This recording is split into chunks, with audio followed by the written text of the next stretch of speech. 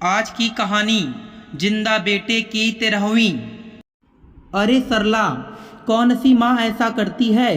जीते जी अपने जवान बेटे की 13वीं कर दी तुमने। हाँ चाची, कर दी। माँ होने का मतलब ये नहीं कि बेटे के हर पाप को सहूं।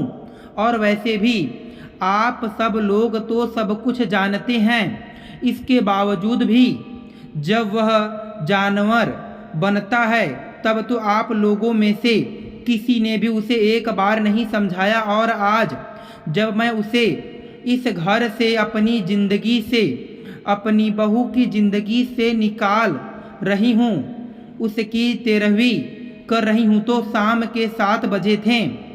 मोहल्ले में चारों ओर दियों की रोशनी झिलमिला रही थी, लेकिन एक घर ऐसा था जहाँ सिर्फ रोशनी थी। रोशनी में सजी झूठी हंसी, पर अंदर अंधेरे में डूबी एक औरत, कविता। ससुराल आए उसे 3 साल हो गए थे, पर आज तक उसे इंसान समझा ही नहीं गया। कविता एक पढ़ी लिखी, सरल और भावुक लड़की थी। उसके पिता स्कूल में मास्टर थे, माँ एक साधारण गृहिणी। उन्होंने बेटी की शादी बड़े शौक से सरला देवी के बेटे आदित्य से की थी, जो एक प्राइवेट कंपनी में जॉब करता था। हैंडसम और समझदार माना जाता था। शादी के पहले कुछ महीने बहुत अच्छे से बीते, पर जैसे जैसे वक्त बीता आदित्य का असली चेहरा सामने आने लगा। उसका गुस्सा छोटी छोटी बातों पर कविता पर फूटता। कभी सब्जी में नमक कम हुआ तो कभी आदित्य कविता पर चिल्ला पड़ता, कविता अंधी हो क्या? सब्जी में ढंग से नमक डालना भी नहीं आता तुम्हें? बिना नमक के सब्जी में कोई स्वाद ही नहीं रह जाता। तो कभी कपड़े ठीक से प्रेस न हो तो भी चिल्ला पड़ता, कविता तुम्हारी इन हरकतों की वजह से मेरे ऑफिस में लोग हंसते हैं मुझ पर, कहते हैं कि कैसी जाहिल बीवी तेरे पल्ले पड़ी है, उसे कुछ आता भी है या नहीं। आदित्य की बातें सुनकर भी कविता चुप रहती, क्योंकि वह अच्छी तरह से जानती थी कि अगर उसने कुछ भी कहा तो बिना मतलब की बात और बढ़ जाएगी। और तो आज जब आदित्य ने पहली बार कविता पर हाथ उठाया, उस टाइम भी कविता ने जवाब नहीं दिया, बल्कि उल्टा उसने यह सोचा कि हो सकता है गलती मेरी ही हो, मैं समय के साथ खुद को बदल नहीं पा रही, आदित्य के हिसाब से खुद को ढाल नहीं पा रही। लेकिन उधर आदित्य कविता के सोच के विपरीत हर दिन कुछ नया ढूंढता, कविता को नीचा दिखाने और पीटने का। और सरला जी रोज रोज बहू बेटे की लड़ाई देख मन महसूस कर रह जाती। सरला जी एक समय में बहुत मजबूत और खुददार महिला थीं, पर उम्र के साथ कुछ डर, कुछ समाज का दबाव, कुछ बेटे के प्यार की लालसा उन्हें चुप रहने को मजबूर करता गया। वो रोज देखती कि बहू के चेहरे पर चोट के निशान हैं, हाथ में सूजन है, आंखों में डर है, फिर भी कुछ कह नहीं पाती। लेकिन कभी कभी पूछती, बहू ये क्या हुआ? तो कविता बस झूठी हंसी के साथ कहती, कुछ नहीं माँ जी, सीढ़ियों से गिर गई। सरला देवी अच्छी तरह से जानती थी कि बहू झूठ बोल रही है।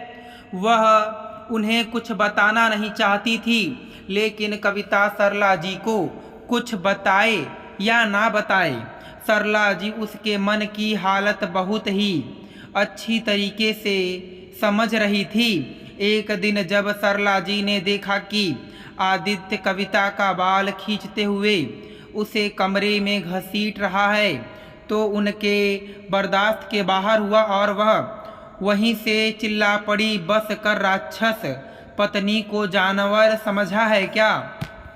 तो आदित्य ने भी तुरंत ही पलटकर माँ को डांट दिया, माँ आप बीच में मत आइए, यह हम पति पत्नी के आपस का मामला है।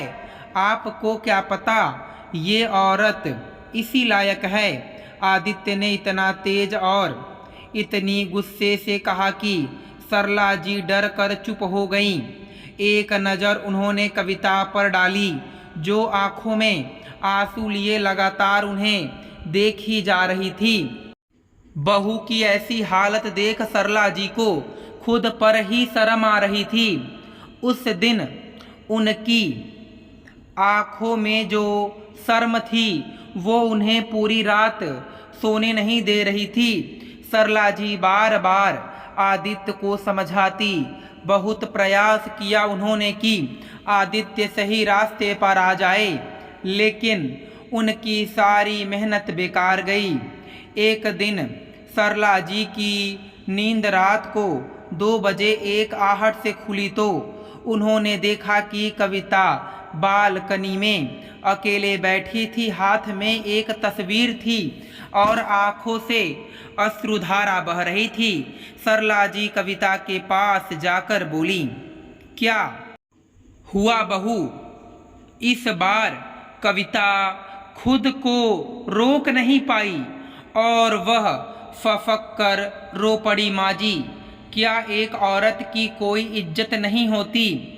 मैं हर रोज मरती हूँ आपके बेटे के हाथों, लेकिन आज उसने मेरे पेट पर लात मारा। माँ बनना चाहती थी मैं, लेकिन शायद अब कभी न बन सकूं। कहते हुए कविता फिर से रो पड़ी। बहू की बात सुन सरला जी के कानों में आग सी भर गई। वो कांपती हुई आवाज में बोली, इतना नीचे गिर गया मेरा बेटा? फिलहाल तो उन्होंने कविता को शांत कराया और अपने पास लेकर सुलाने आईं। उस रात सरला जी की आंख नहीं लगी। उन्होंने बहुत सोचा, खुद को बहुत समझाया और आखिरकार रोते हुए मजबूती से एक फैसला ले लिया। अब बहू को बचाना है, चाहे बेटा ही क्यों न खो जाए।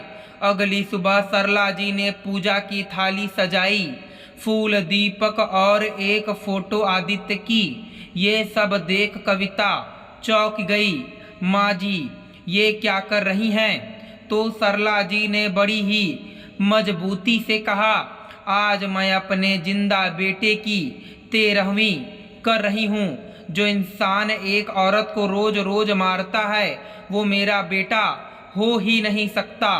कहते हुए उन्होंने आदित्य के कपड़े, किताबें, गिफ्ट, तस्वीरें सब कुछ घर के मंदिर के कोने में एक बक्से में रखवा दिया और साफ साफ बोली कि अब मेरा बेटा मेरे लिए मर गया। आज से इस घर में मेरे दिल में उसके लिए कोई जगह नहीं है, क्योंकि अब वह पूरी तरह से राक्षस बन चुका है। जब कभी भविष्य में वो इंसान बन कर लौटेगा तभी इस घर के दरवाजे उसके लिए खुलेंगे। पूरा मोहल्ला सरला जी की हिम्मत को देखकर सन्न था। सब लोग ने सरला जी को समझाने की बहुत कोशिश की, लेकिन सरला जी अपनी बात पर अड़िग रहीं और बेटे को घर से निकाल दिया। पड़ोस की चाची ने कहा, अरे सरला, कौन सी माँ ऐसा करती है? जीते जी अपने बेटे की 13वीं कर दी तुमने? हाँ चाची, कर दी।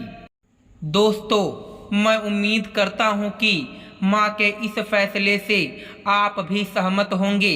आपकी क्या राय है नीचे कमेंट बॉक्स में कमेंट करके ज़रूर बताइएगा।